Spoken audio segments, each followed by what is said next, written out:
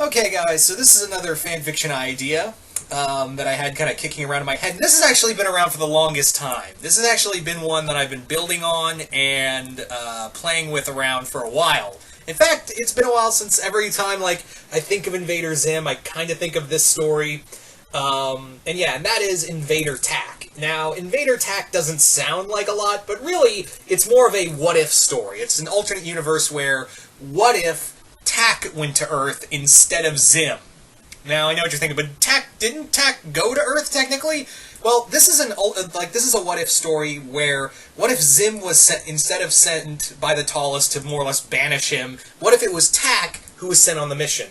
What if she successfully became an invader instead of Tak ruining her life? She managed to actually become an invader and go out into, be part of the Great Assigning in Operation Doom 2. So the big thing with this is that in this continuity, the story is that Tak, while she did pass, she did average. She did average, and that was not because of, she was a poor invader. It was more like she tried studying and tried, proving herself to be an invader, but she pushed herself a little too hard and exhausted herself. She more or less over extenuated herself, and the brain, the brain that basically decided if you could be an invader or not, marked her average because she strained herself too hard. So she did become an invader, but she was more of a lower rank invader. So when the Great Assigning came along and she did become an invader, Tak was basically sent by the Tallest on a deep space mission. I say that with quotations. Basically, they were like, she's a low-level invader. Let's just throw her out. Let's just cast Tak out into the deep end and see what happens. So Tak was sent to Earth, and as you can imagine, she blended in way better than Zim did. And she still had Mimi as her Sir unit. But yeah, she more or less took over, much like in the show. She did have the adoptive hot dog father and claimed to be an heiress of a big weenie corporation. But yeah, unlike Zim, who everyone is too stupid to notice that that's clearly a disguise, and Dib, of course, figures it out. Unlike that, Tak blends in perfectly and gets close with Dib because she sees that Dib is very interested in the paranormal and alien stuff. And she also, when she was arriving on Earth, Dib picked her up when she was coming down to Earth, so he knows that aliens are among them. So she's like, well, shit, I'm gonna have to, she goes by the whole, keep your friends close and your enemies closer, so she befriends Dib, in order to, keep him off the trail of him accidentally discovering that she's really an alien. If you haven't figured it out yet, this is a Dib x Tak fanfiction. Just wanted to make sure you guys didn't get lost in translation.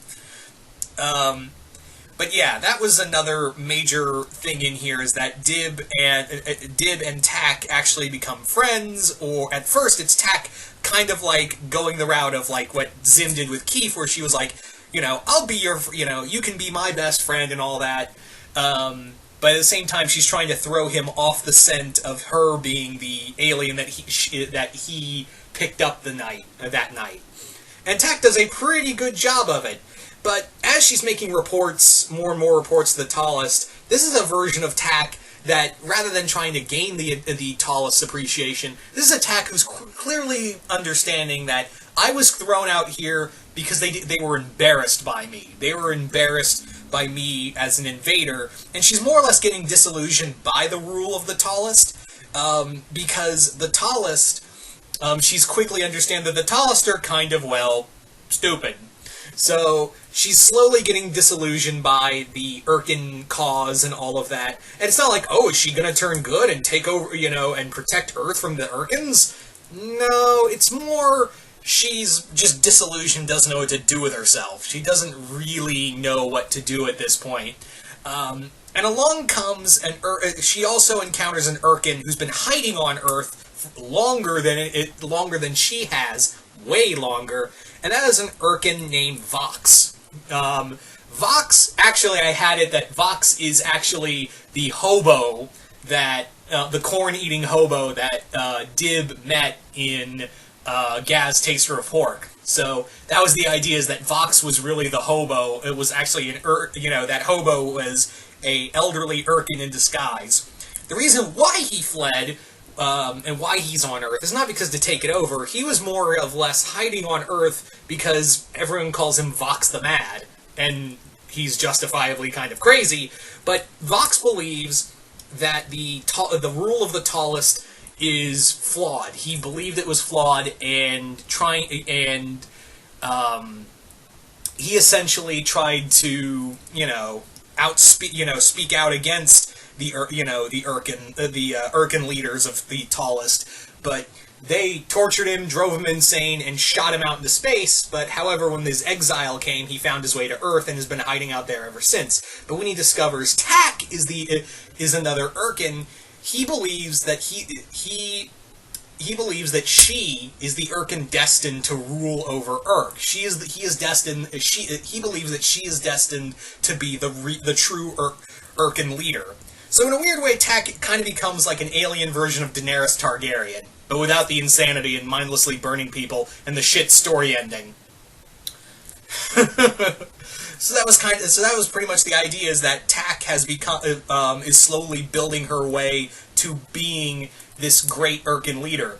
And Zim does show up. Zim does show up in here because in this continuity, he did escape Foodcordia, and he did make it to Earth, but he never knew Tak. He never knew Tak, nor did he want revenge on her, but he did want to steal her mission and prove himself to the tallest. So he does kind of take her spot, but the problem is that he's not good at it. This is Zim we're talking about.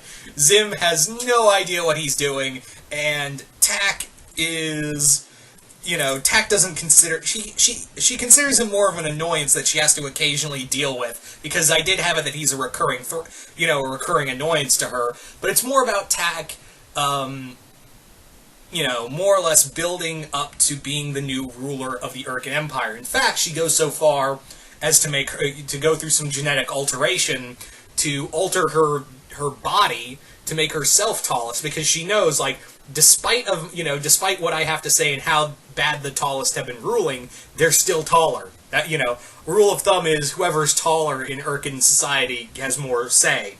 So she has to go through a painful process to alter her body to make herself taller. So in order for everyone to listen to her. So that was pretty much the idea, guys, for Invader Tak. Because I always thought, what if Tak went to Earth instead of Zim? What would that be like? Would she be a great leader? Would she be a good invader? What would her situation with Dib be? All of that. So you guys tell me in the comments below. What do you guys think of this story? Do you guys like it? Hate it? Just comment below. Let me know what you guys think of this. And once again, hope you all enjoyed this, and I will see you guys later.